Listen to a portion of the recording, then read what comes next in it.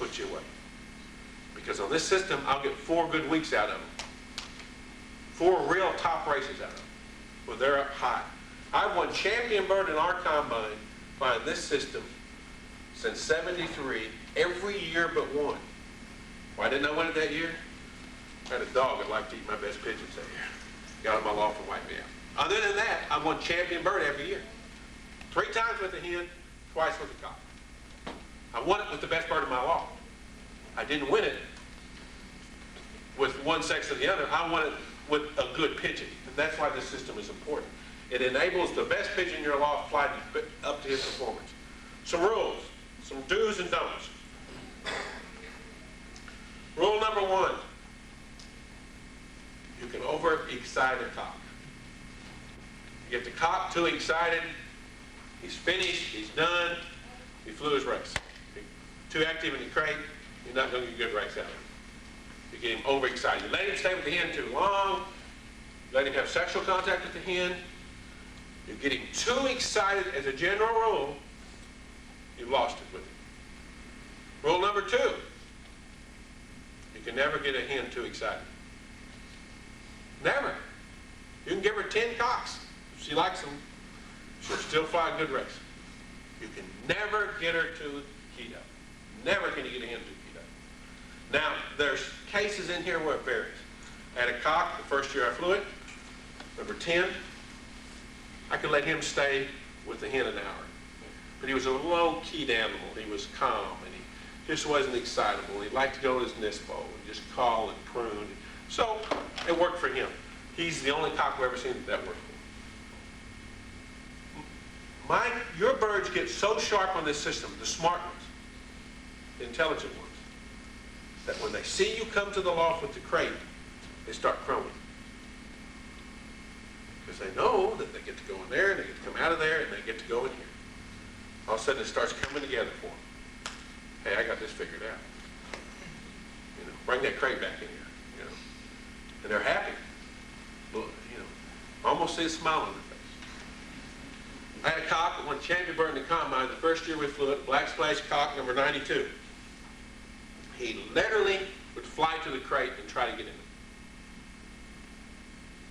After the season was over with, I was over at the loft looking at some pigeons. A gentleman brought them over and wanted me to give my opinion on them. And I had my cocks out and they were separated, the razor with. And 92 was continually flying out of the air, diving all the way down to the crate, landing on the crate and trying to jump in it. He thought that I'd open the door and let him in where he was supposed to if he got in there. And he won champion bird in the combine. Why did he win champion bird in the combine? He was very intelligent. He understood. He understood. Every time he got to that crate, he could fly straight home and nothing would interfere with him. And he got his just reward. He was an intelligent athlete. That's why he won champion bird. Now, I have my hens flown in the crates, and I've done this for years. You take and put a little door between here and there, slide a crate right there, drop the door in the crate, and let the hens all run right in the crate. They'll just run right in there, and they look up at the nest box, and they're ready for that little training toss. It won't work with the cocks. Why won't it work with the cocks? Because you got one stubborn sucker that gets in the doorway and won't let nobody else in. He wants the whole thing to himself. He'll just stand right there and beat every one of the others off. So you got to catch the cocks. But the hens are low. Matter of fact, I call my hens my girls. I go there and say, come on, girls, let's go, get in the crate. Boom, boom, boom. I'm done. That quick, I'm done. The other thing they'll do is, if they've flown hard, they won't load. How many of you have taken your pigeons out and inadvertently got a squeaker or got a pigeon in the crate that you shouldn't be training that was hurt? And when you dropped the door, what happened? Stayed in the crate, right. It didn't come out of the crate, right? Why didn't he come out of the crate? You know? He knew he couldn't make it home. Well, this hens and cock, they don't want to go in the crate because they don't want to work. They're tired. Believe me, they'll tell you. Observe it.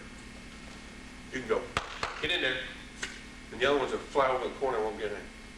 If that hen don't want to go in that crate, don't take her. She's got to be willing to want to fly. She's got to be willing to want to exercise. If they're not willing, something's wrong.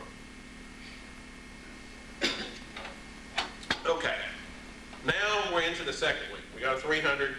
What are we going to do? What we do from here on out is the same the rest of the year. We only train once a week on Wednesdays. They get a 20, 25-mile toss on Wednesdays. They go to the races every Saturday. If they don't go to the race, they go 75 miles. You don't need to go into the loft. You don't need to train. You don't need to bother them. You don't need to do anything. It's so simple, it's unbelievable. It shouldn't work. But why does it work? Number one, they're already in form. We had them in pretty good form for the race. They're getting hard work every week, so they need recuperation time. And they're getting their just reward every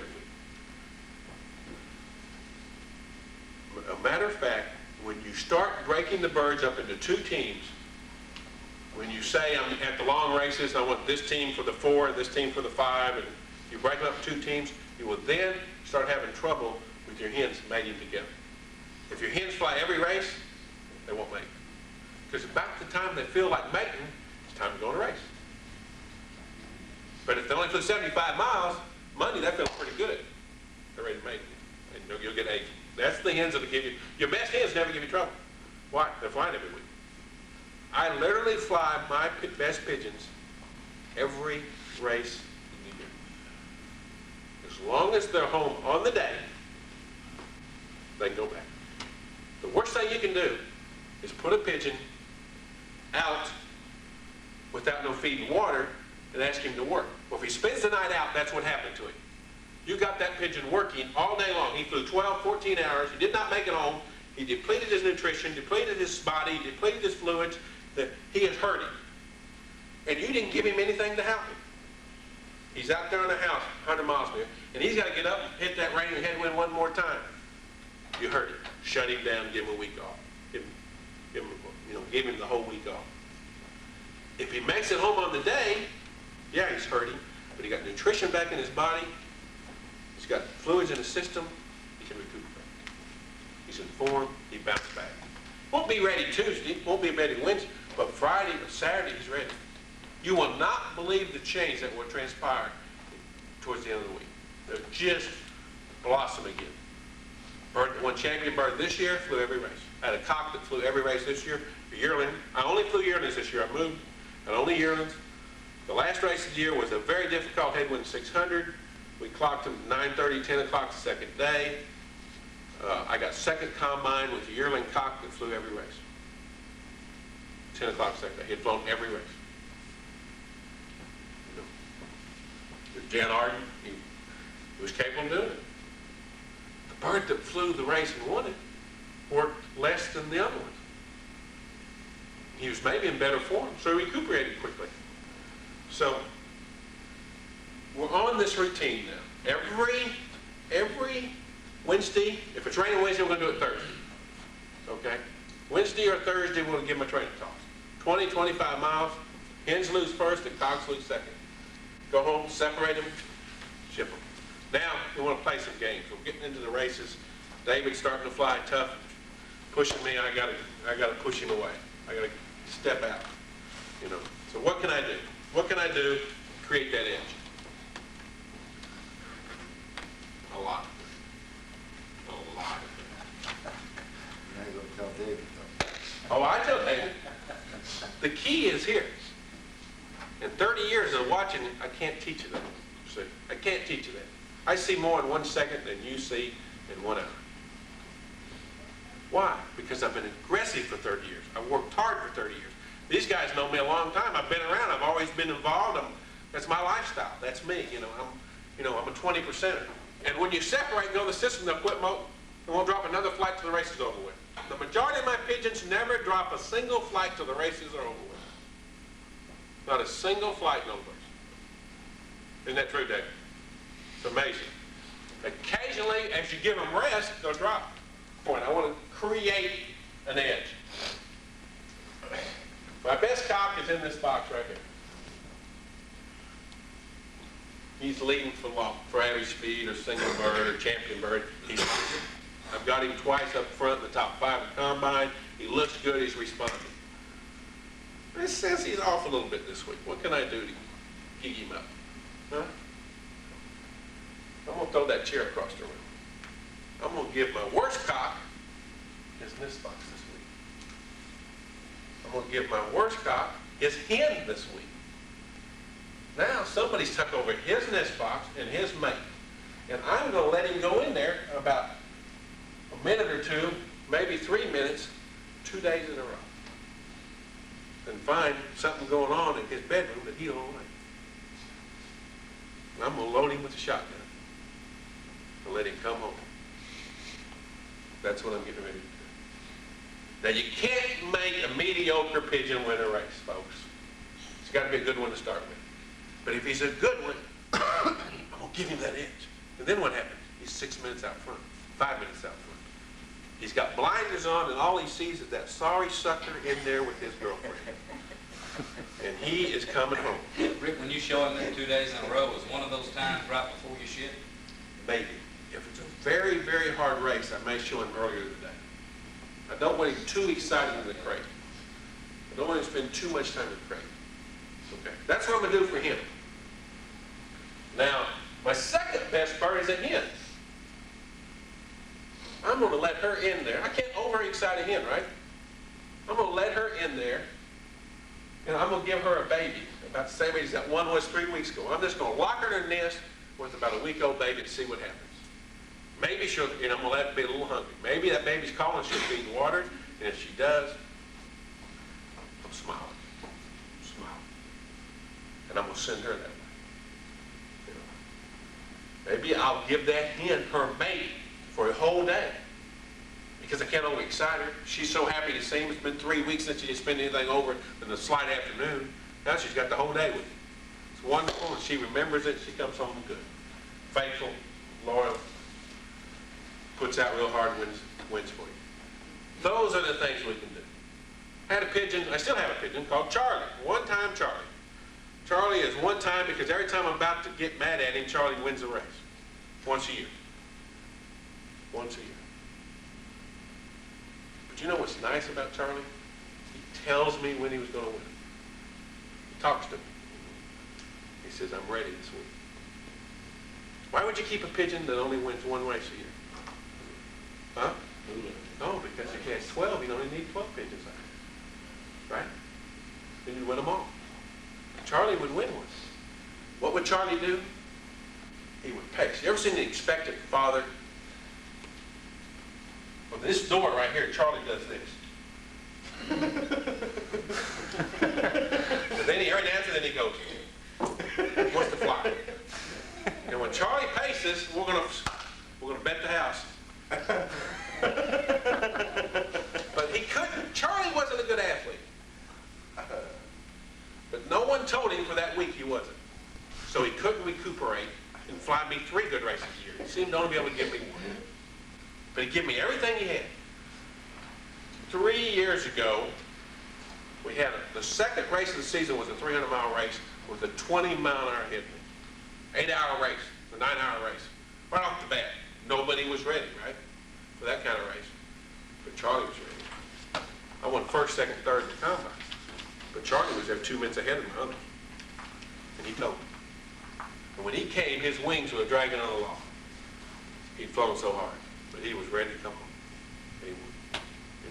And the object is to take a really good pigeon, a superior pigeon, and take him up a notch. And keep him there. That's when you start winning. That's when you start winning out of turn. That's when you win champion loft. I've flown this system 6 years. I've been either first or second champion loft in the combine 5 times. Last year I had only yearlings. I was leading for loft average speed going into the very last race of the year. It was a headwind 600, and Gene Harrison, a very good flyer, got me on that last race by 1 bird. He got first and I got second. But he earned it. He's worked hard. He's a good one-headed flyer. But I pushed him. He was worried about it. And all I had was yearlings. And it was a tough season. I got everything they had to give me. Now, if we can get everything these birds have to give to us, it don't take many. It don't take many. It takes 5, 8, 10. That's all you need at that level. If you get that level. The trouble is, we can't evaluate it. My bird that wins champion bird the majority of the time, is not the bird I thought would win it when the season started. But it is the bird that I think will win it halfway through. Because he shows me he's responding. He shows me he's doing it. He shows me he has ability. He shows me he's intelligent. You know, if I could give them all an IQ test, if I could pass out an IQ test here for these birds before the season, and I could see the highest IQ and then grade them physically for the best ones, I could get rid of a whole lot of stuff. Because intelligence is that important.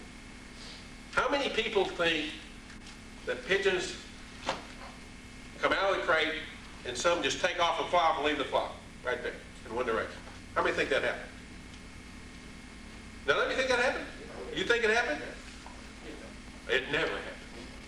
It's a fluke when it happens.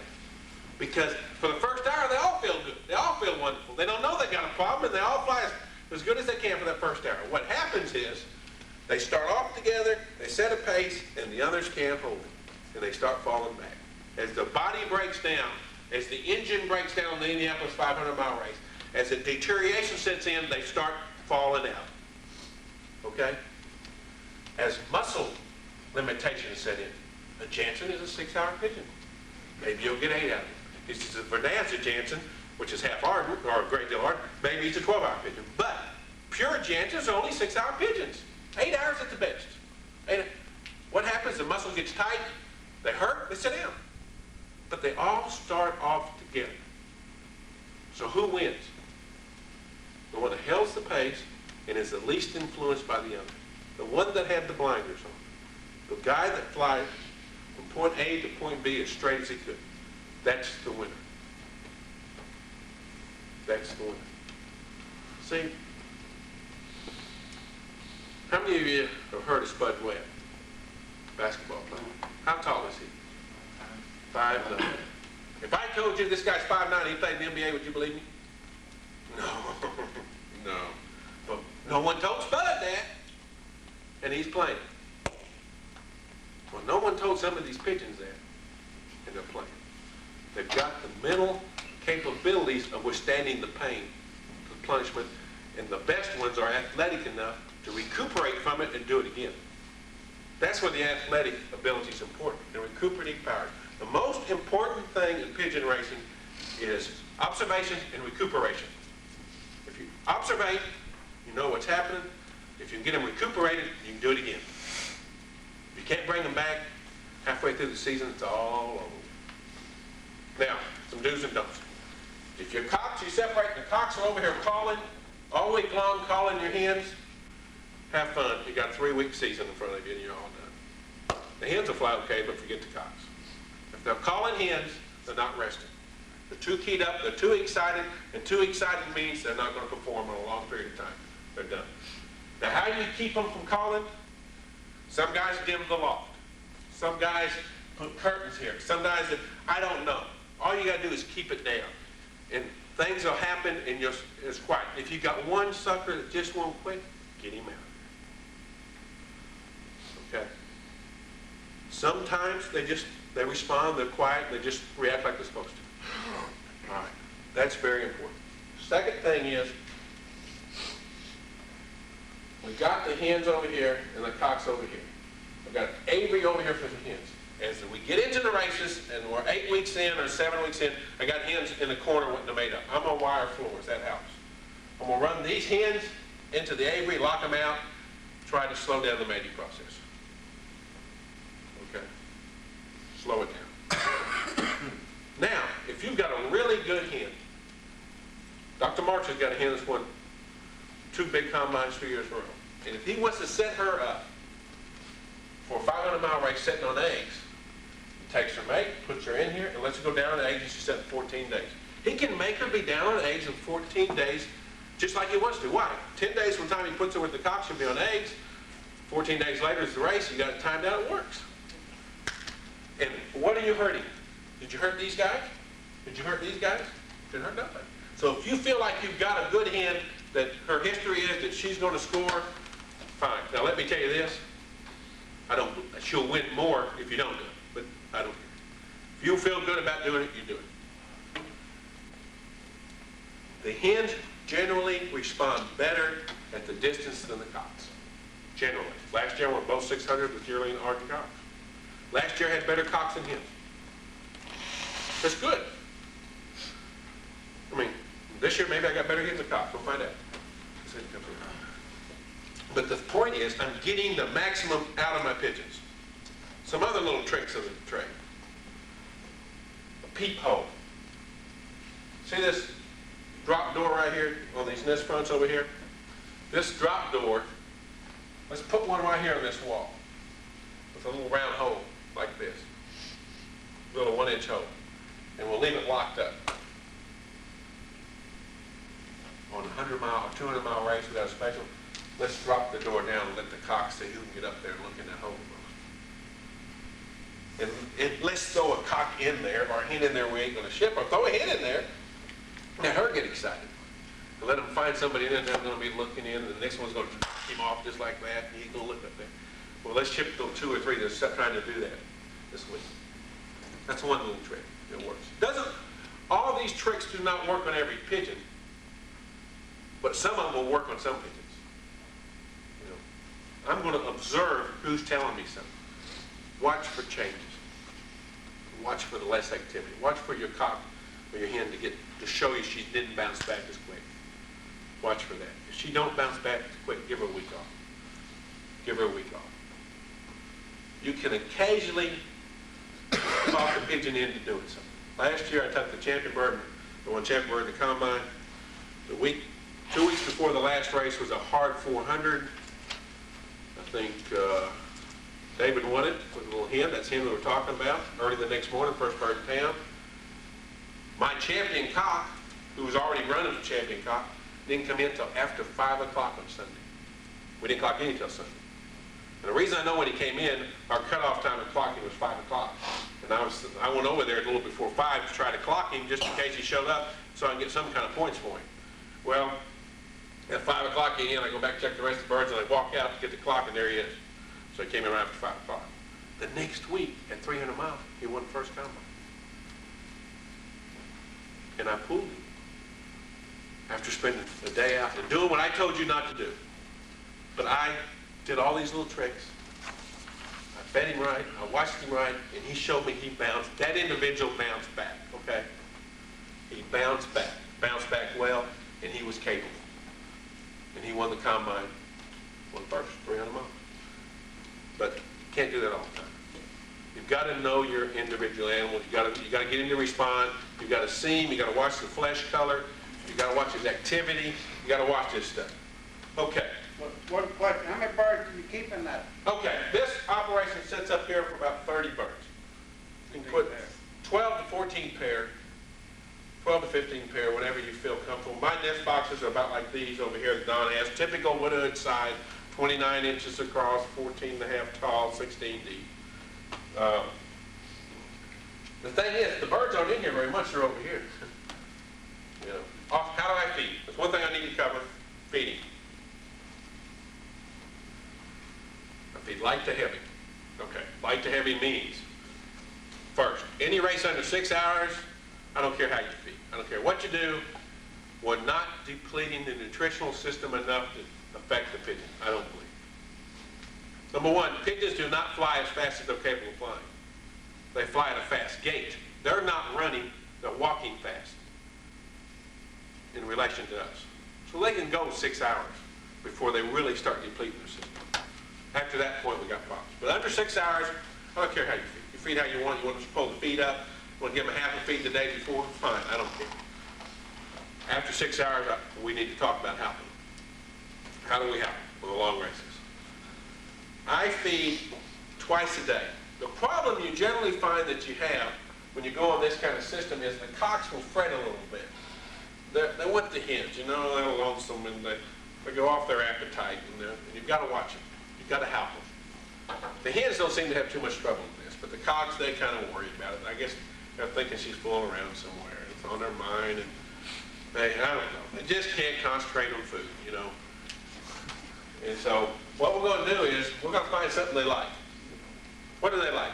Peanuts. Boy, they like peanuts. What else do they like? Canary seed. Sunflower, canary seed, safflower. They like safflower. They like Peanuts.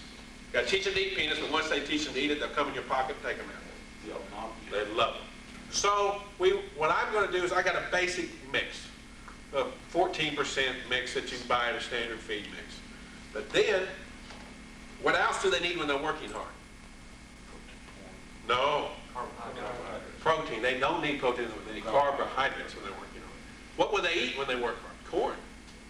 Because it's high in carbohydrates. But safflower peanuts are high in carbohydrates. And they're also high in oil. They're high in protein. They're high in everything. And they're high in expense. But $58 of what? Okay, that's not bad. $1 a pound. What I do as we go into the long races is we ship the long ones on Thursdays. Tuesday evening, I'm gonna go in there, I feed twice a day. Give them feed down there, leave it in front of them 10, 15 minutes, then pick it up, take it out. Come in that evening, put feed in front of them. Then when they're done eating their regular mix, I'm gonna throw some straight corn down because they probably cleaned up all the corn. I'm gonna throw some straight corn down. They're gonna come down and eat some more. Then I'm gonna throw some safflower down. They're gonna come down and eat some more. Then I'll give them a couple peanuts, 1 or 2 each. Okay? So I put that, I'm helping them, nutritionally trying to get them the weight back on. I do the same thing with the hens, but the cocks are the ones that seem to need it more than the hens. Wednesday night, we ship Thursday. Wednesday morning, I go in there, 50% corn, 50% safflower. Have what they want, 15 minutes, pick it up. Wednesday night, 50% corn, 50% safflower, all the peanuts they want. But see, they're already full because we gave them everything, and I give them individual grains. So they'll choke a few peanuts down. Thursday morning, all the safflower they want, all the peanuts they want, but believe me, they're still not going to blow it up on them. They just don't do it once they get on the system. But I'm helping them put that weight and that energy back in as we get to the distance after they worked hard. Another real important thing is, what's the best thing you can give them after a race? Barley. Huh? Barley. What else? Well, food. What's the best food we can give them? Small seeds. How about safflower? What happened on a race? They hurt themselves, safflower, they like it. It's easy to digest. They've hurt themselves in terms of if they have worked hard, they depleted their body system. They may have damaged their protein if they go long enough. The protein level will give them that day only. All the safflower they want. They're bound them back. They ain't going to eat a lot. They're tired. But they'll eat it, and it's going to happen. So we'll bring it back quick. Then I go with barley the next day to help bring back. I want to bring them back slower. You can bring them back fast, but if you bring them back fast, you got to keep them there. If you bring them back slower, they'll come and form right on the day you want. And that's the object of feeding. The object of the whole thing is to get the bird physically fit, proper nutrition, and mentally fit on what day? Saturday, race day. That's the object. It's that simple. All these other little theories, enjoy them. But that's what the object of the game is. And if you do that, if you do it well, you're going to win a lot of races. We close with this. Good pigeon flyers take advantage of good situations. They take advantage of a cock going to the corner. They give them a nispo. They encourage it. Give him a straw. Right?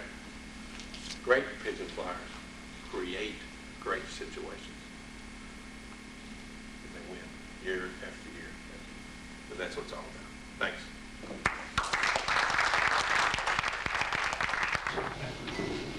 What is an athlete? You know, let's think about this. What are our pigeons? What are we looking for? Herschel Walker of the Dallas Cowboys, Ralph heard this, is a fantastic world-class athlete. The Canadian Johnson, even with steroids, that won the gold medal they took away, is an athlete. Greg Louganis, the swimmer, is an athlete. In the horse business, thoroughbreds are athletes. In the pigeon business, racing pigeons are athletes. An athlete inherits the ability through his body to excel. If they excel better than we'll talk pigeons, better than the rest of the flock. Part of it's inherited, part of it's conditioned.